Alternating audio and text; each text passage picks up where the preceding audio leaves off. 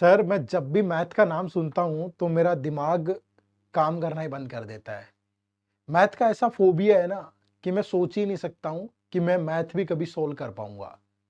10th के बाद तो मैथ मैंने पढ़ा ही नहीं है और यूपीएससी सीसेट के अंदर सबसे ज़्यादा सवाल भी मैथ के ही आते हैं।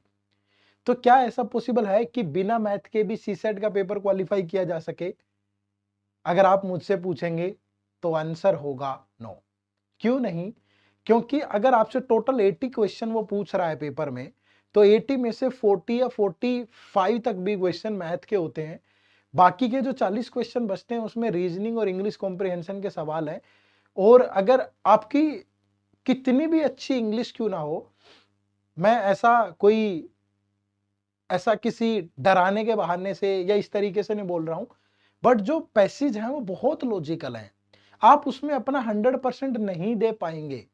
इवन रीजनिंग के कुछ क्वेश्चन भी बहुत लॉजिकल हैं। तो आप रीजनिंग पे बहुत मेहनत करके गए, आप रीजनिंग में 100% कर देते हैं और मैथ से आपसे एक क्वेश्चन भी नहीं होता, तो ये तो इम्पॉसिबल है।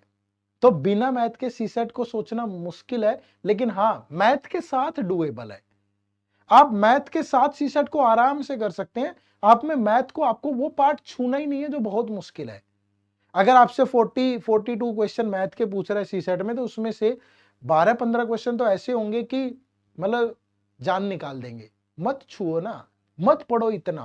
कुछ इंपॉर्टेंट टॉपिक कर लो, कुछ बेसिक बेसिक चीजें कर लो।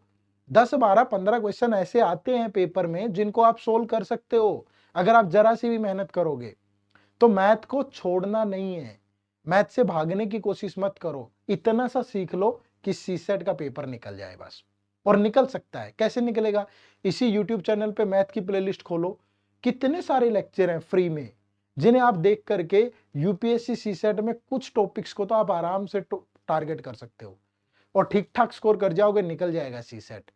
तो भैया घबराना नहीं है, डरना नहीं है, करना है। और करने के लिए चैनल को सब्सक्राइब कर लो, प्लेलिस्ट पे जाओ और जाकर के वीडियोस देख लो। आप सबका बहुत बहुत शुक्रिया।